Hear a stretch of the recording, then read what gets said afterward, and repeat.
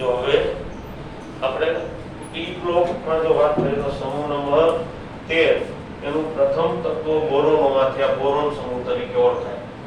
14મા સમૂહનું પ્રથમ તત્વ કાર્બન એટલે આ કાર્બન સમૂહ. બોરોન સમૂહમાં બીજા કયા તત્વો આવે? Aluminium, gallium, indium, helium.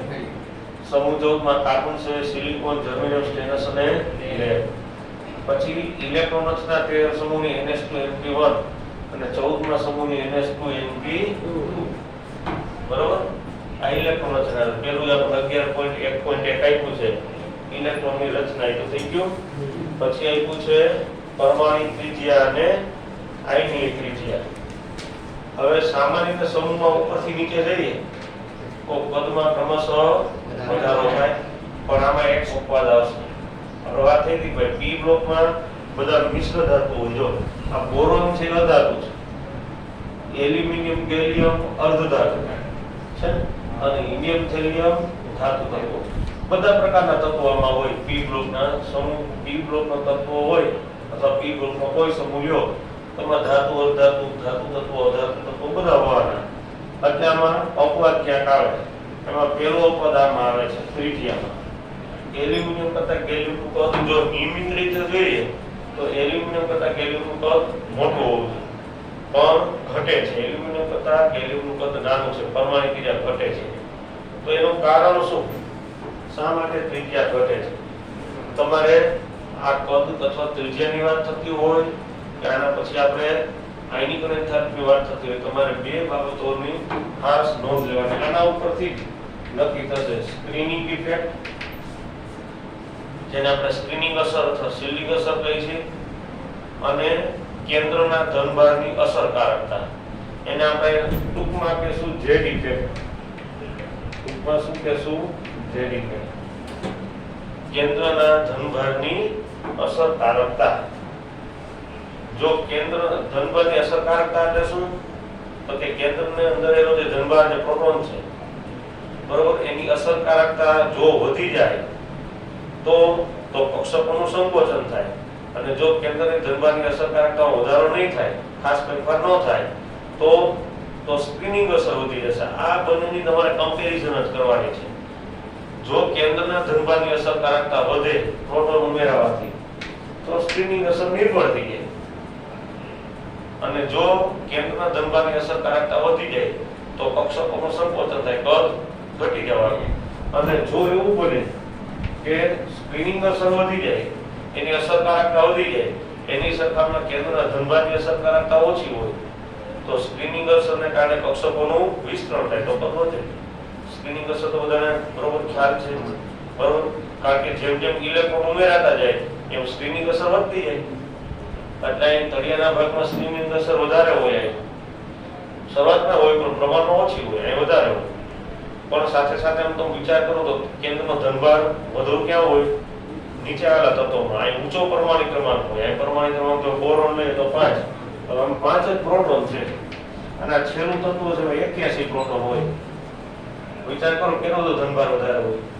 તો આપણે ઈ જોવાનું વધે છે બે, સ્ક્રીનિંગ અસર વધે છે, ઉપરથી નીચે જાય એમ ધનભારની અસરકારકતા વધે છે. પણ કાં તો સ્ક્રીનિંગ અસર ધનભારની અસરકારકતા નિર્ભર કરી નાખશે અને કાં તો ધનભારની અસરકારકતા સ્ક્રીનિંગ અસર નિર્ભર કરશે. બેમાંથી એક. આ બે વચ્ચે હરીફાઈ છે, બરોબર? હવે આપણે ઈ જોવાનું છે ક્યારે આ અસર વધે ક્યારે આ અસર વધે. તમને આટલું આવડી ગયું એટલે આયનીકરણ એન્થાલ્પી, કદ, આ બધાના કારણો આવડી ગયા. જો આમાં શું બને છે જોઈ લો. આનો પરમાણુ ક્રમાંક 13, આ 31, 49 અને 81. હવે જો અહીંયા તમે કમ્પેરિઝન ખાલી નહીં કરો, બોરોન થી એલ્યુમિનિયમ તરફ જાય તો ધનભારમાં કેટલો વધારો થાય છે? તો કે 13 માંથી 5 જાય તો 8 એકમનો વધારો થાય. એલ્યુમિનિયમ થી ગેલિયમ તરફ જઈએ તો 31 - 13 કેટલો વધારો થયો? 18 એકમ. તો 8 ના બદલે 18. અહીંયા આ જે વસ્તુ છે ને એ આપણે આના ઉપરથી નક્કી કરવાની છે. આ તફાવત લેવાનો ક્રમશઃ તત્વનો. એમાં જો ઉપરના કરતા કેન્દ્રનો ધનભાર વધારે આવતો હોય તો એવું કહી શકાય કેન્દ્રના ધનભારની અસરકારકતા વધે છે. અને જો એટલું ને એટલું રહે, આના પછી નામ નહીં વધે. જો 49 - 31 તો 18 છે. પ્રોટોન ઉમેરાના, પણ ધનભારની અસરકારકતા 18 એકમ જ રહી, તો અસરકારકતા વધી નહીં. તો કોણ વધી જાય? સ્ક્રીનિંગ અસર. અને જો અહીંયા તમે જો 8 માંથી 18 થયા, તો સ્ક્રીનિંગ અસર કરતા કોણ વધી જાય? તો ધનભાર. બસ આટલું જ જોવાનું છે. તમને બુકમાં આ બધું નહીં જોવા મળે, પણ આનું વાસ્તવિક કારણ આપણું આ છે. આના પરથી તમારે નક્કી કરવાનું કે ક્યારે ધનભારની અસરકારકતા વધે અને ક્યારે સ્ક્રીનિંગ અસર. આટલું જ જોવાનું છે. આપણે એલ્યુમિનિયમ ગેલિયમના કિસ્સામાં જોઈ લઈશું શું બને છે. એલ્યુમિનિયમ થી ગેલિયમ તરફ જોઈએ તો કેન્દ્રનો ધનભારનો 18 એકમનો વધારો થયો, એટલે જે ડિફેક્ટ છે એ વધે છે. તો તમને એમ થાય સાહેબ અમે ઇલેક્ટ્રોન ઉમેરાય છે તો સ્ક્રીનિંગ અસર એ વધે, પણ જે ડિફેક્ટમાં જે અથવા તો કેન્દ્રના ધનભારમાં જે વધારો થયો, અસરકારકતામાં જે વધારો થયો, એ સ્ક્રીનિંગ અસરને કેવી કરી નાખે? નિર્મૂળ. અથવા તો સ્ક્રીનિંગ અસર કરતા એ પ્રબળ બની જાય છે લખો, અથવા ક્યાંક એવો શબ્દ મળે સ્ક્રીનિંગ અસરને વટાવી જાય છે, અથવા એવો શબ્દ જો મળે સ્ક્રીનિંગ અસરની ઉપર વટ જાય છે. બધો એક જ સમાનાર્થી શબ્દો થયા. તો આપણે લખવાનું થાય કે એલ્યુમિનિયમ થી ગેલિયમ તરફ જતા કેન્દ્રના ધનભારની અસરકારકતા વધે છે. આમ ઇલેક્ટ્રોન ઉમેરવા છતાં અથવા તો આમ ઇલેક્ટ્રોન ઉમેરવાથી સ્ક્રીનિંગ અસર વધતી હોવા છતાં કેન્દ્રના ધનભારની અસરકારકતા સ્ક્રીનિંગ અસરને નિર્બળ કરી નાખે છે. આમ કેન્દ્રના ધનભારની અસરકારકતા વધવાથી ઇલેક્ટ્રોન દૂર કરવો મુશ્કેલ બને અને ત્યાં આયનિકરણ એન્થાલ્પી વધી જશે. અને અહીંયા તમે જોઈ શકો જે ડિફેક્ટ વધે છે, કક્ષકોનું સંકોચન થાય એટલે કદ ઘટી જાય. તો આપણાનું કારણ શું લખવાનું થાય? ફરીથી બોલી જાઉં છું કે એલ્યુમિનિયમ થી ગેલિયમ તરફ જતા કેન્દ્રના ધનભારની અસરકારકતામાં 18 એકમ જેટલો વધારો થાય છે. ઇલેક્ટ્રોન ઉમેરવાથી સ્ક્રીનિંગ અસર વધે છે, પરંતુ કેન્દ્રના ધનભારની અસરકારકતા સ્ક્રીનિંગ અસરને નિર્બળ કરી નાખે છે. આથી કક્ષકોનું સંકોચન થાય અને કદ ઘટે.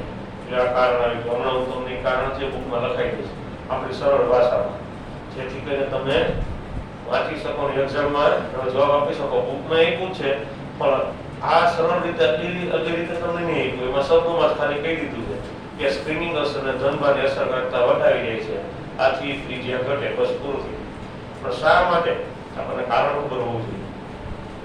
ક્લિયર એટલું? હવે આપણે આટલું જ જોવાનું છે, બરોબર? આ બેમાંથી કોણ વધે? આયનીકરણ એન્થાલ્પીમાં આવું બને છે. આયનીકરણ એન્થાલ્પી બોરોનની ઊંચી છે, એલ્યુમિનિયમની બોરોન કરતા ઘટે, ગેલિયમ પાછી વધે, ઇન્ડિયમ પાછી ઘટે અને થેલિયમની પાછી આયનીકરણ એન્થાલ્પી વધે. જો કેટલી બધી અનિયમિતતા જોવા મળે છે. એસ વિભાગમાં આવું કાંઈ નહોતું. ક્રમશઃ ઘટાડો કે ક્રમશઃ વધારો જે થતું હોય, કદ વધતું હોય તો વધે, વિદ્યુતના ઘટે, આયનીકરણ એન્થાલ્પી ઘટે. પણ પી બ્લોકમાં આવું નહીં થાય. એમાં અનિયમિતતા આવશે, કારણ કે ધાતુ વધારતું તો બીજી એની ઇલેક્ટ્રોનના જે કાંઈ એના પરિબળો જવાબદાર છે.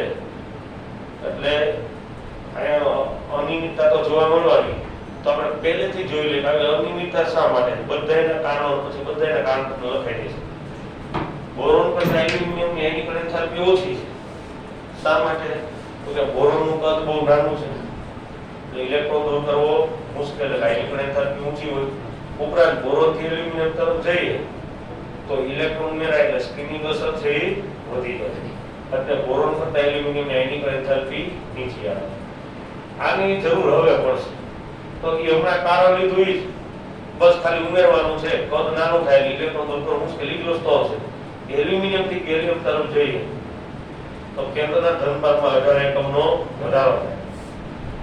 સ્ક્રીનિંગ અસર વધતી હોવા છતાં પણ કેન્દ્રનો ધનભાર સ્ક્રીનિંગ અસરને નિર્બળ કરી નાખે. આમ કેન્દ્રનો ધનભારની અસરકારકતા વધુ હોવાથી ઇલેક્ટ્રોન દૂર કરવો મુશ્કેલ બને. હવે ગેલિયમ થી ઇન્ડિયમ તરફ જઈએ તો શું થાય?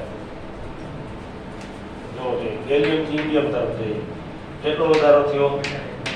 અને કેન્દ્રના ધનભારની અસરકારકતા વધતી નથી, પણ અહીંયા 31 માંથી 49 18 ઇલેક્ટ્રોન ઉમેરાના. ઇલેક્ટ્રોન ઉમેરાય એટલે સ્ક્રીનિંગ અસર વધી જાય. હવે ઉલટું થઈ જશે. કેન્દ્રની ધનભારની અસરકારકતામાં વધારો ન થયો, પણ ઇલેક્ટ્રોન ઉમેરાવાથી સ્ક્રીનિંગ અસર વધી જાય.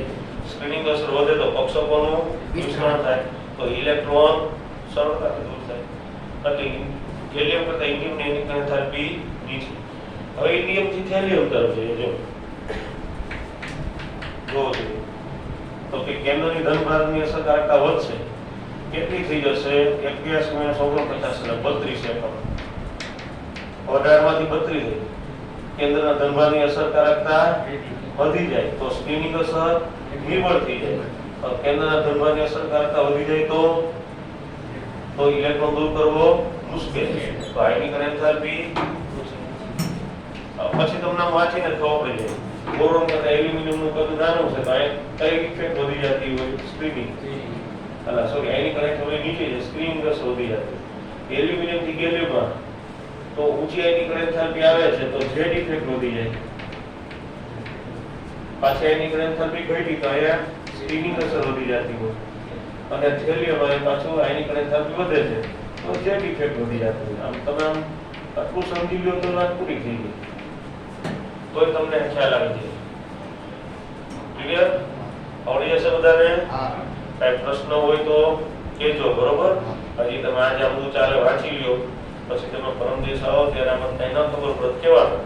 કારણ કે આ સંપૂર્ણ સમજૂતી વાળું બોક્સ તો કઈ આવડવાનું નથી. એટલે તમને એવું લાગે કે મને કહી દેવાનું. બરોબર? હમણાં હું લખાઈ દઉં છું, પણ એના પછીનો ટોપિક છે આપણે ખાલી જોઈ લેજો. વિદ્યુત ઋણતા આપ્યું છે, પછી હું તમને લખાવું. એક જ પોઈન્ટ આપણે પહેલા જોવાનો. મને કહો છો કે સમૂહમાં ઉપરથી નીચે જઈએ તો વિદ્યુત ઋણતા વધે કે ઘટે? ઘટે, કારણ કે કદ વધે છે એટલે ઇલેક્ટ્રોન આકર્ષણની ક્ષમતા ઓછી થાય એટલે ઘટે. પણ આમાં કેવું થાય છે? બોરોન થી એલ્યુમિનિયમ તરફ જાઓ તો વિદ્યુત ઋણતા ઘટે, અને પછી ગેલિયમ થી થેલિયમ તરફ જતા વિદ્યુત ઋણતા અંશતઃ બહુ ઓછી વધે છે. જો તમને કોષ્ટક આપ્યું છે એમાં જો વિદ્યુત ઋણતાની કોલમ છે, જો બરાબર. જો બોરોન ની વિદ્યુત ઋણતા 2 છે, પછી એલ્યુમિનિયમ ઘટીને 1.5 થાય છે એટલે ઘટી, પછી ક્રમશઃ વધે પણ ભાવ નજીવો ફેરફાર. જો 1.6, પછી ઇન્ડિયમ 1.7, થેલિયમ 1.8 છે. નજીવો વધારો થાય છે પણ નજીવો વધારો. એટલે ક્યાંક એવા અપવાદ આવે ને ત્યાં આપણે જોઈ લેવાનું કે આમાં આપણને લખ્યું છે કે અંશતઃ વધે છે, કેટલી વધે છે આપણે ચેક કરી લેવાનું. બરોબર? ચાલો તો હવે વિદ્યુત ઋણતા પણ પૂરું થઈ ગયું. તમને હું આના કારણ છે એ તમને લખાઈ દઉં.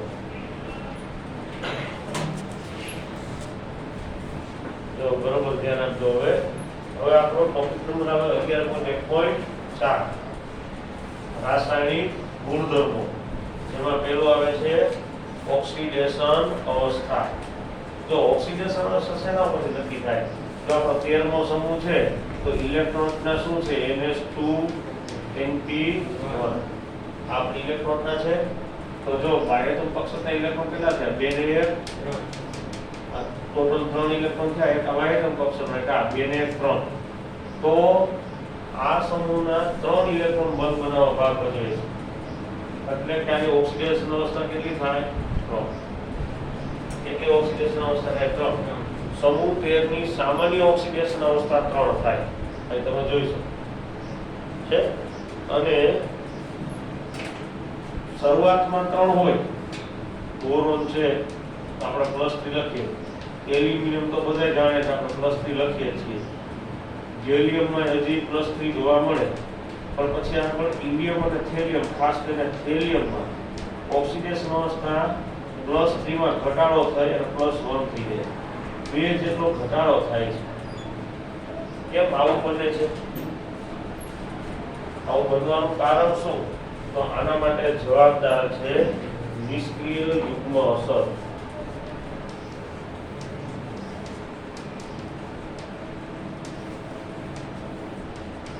અને આંતરયુગ્મ અસર પણ કહેવાય.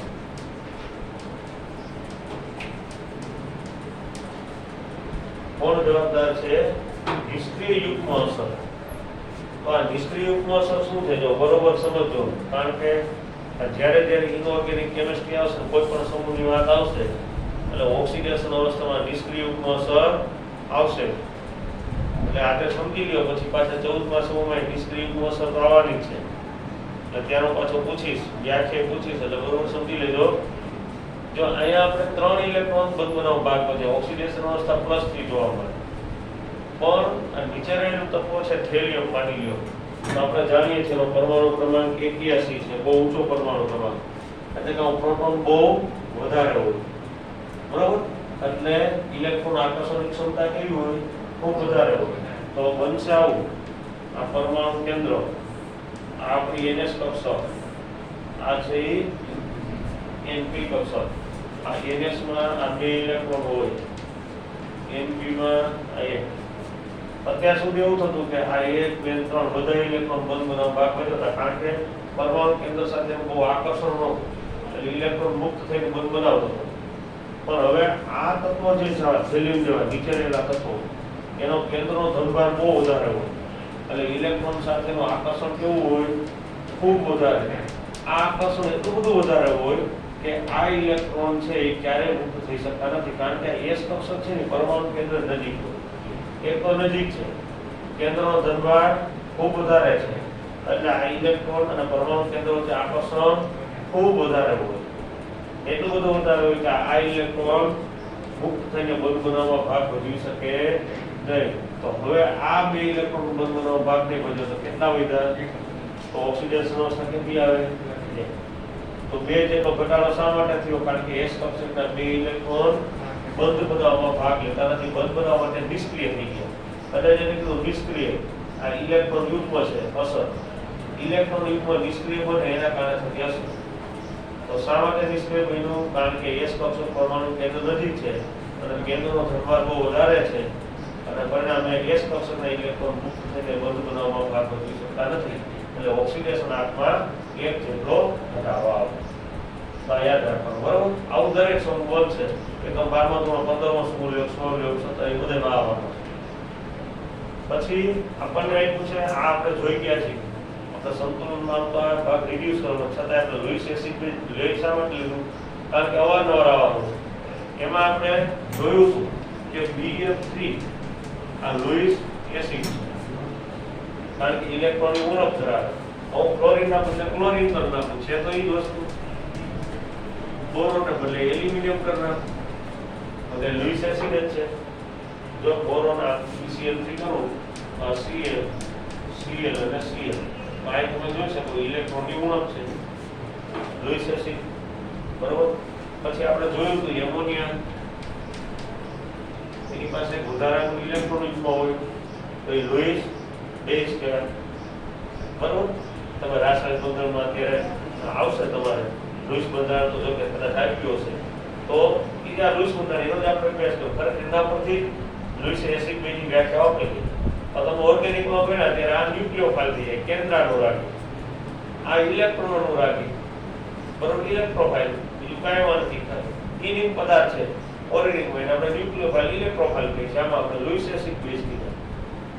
તો આની પાસે ઇલેક્ટ્રોન યુગ્મ છે, જો એમોનિયા પાસે અહીંયાને આપશે, બોરોન એ સ્વીકારી લે, એટલે એક બંધ બને. આ બંધને કહેવાય સવર્ગ સહસંયોજક બંધ, કોર્ડિનેટ બોન્ડ. આ તમારા રાસાયણિક બંધનમાં આવશે, પણ અત્યારે તમારું યાદ જ રાખજો. પણ ઇલેક્ટ્રોન યુગ્મના દાનથી બને, ખાલી ઇલેક્ટ્રોન નહીં, આખી ઇલેક્ટ્રોનની જોડી આપવામાં આવે, બરોબર? પેર રાખી આપવામાં આવે. તો આ સવર્ગ સહસંયોજક બંધ બને, આવું બન્યું.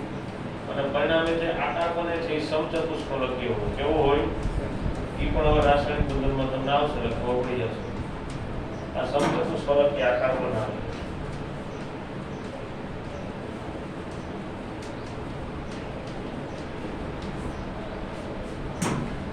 ક્લિયર હતો?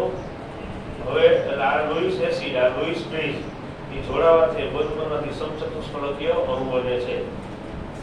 પછી બીજું તમને આપ્યું છે AlCl ના 2 અણુ જોડાય એટલે ડાઈમર બને. ડાઈમર કયો કે એને દ્વિઅણુ કયો, ગુજરાતીમાં દ્વિઅણુ કહેવાય. AlCl ના 2 અણુ ભેગા થાય અને શું બનાવે? ડાઈમર બનાવે. જો એમ કહું જો એલ્યુમિનિયમ, આ 3 Cl જો આ 2 3, એ રીતે આ બીજો AlCl નો અણુ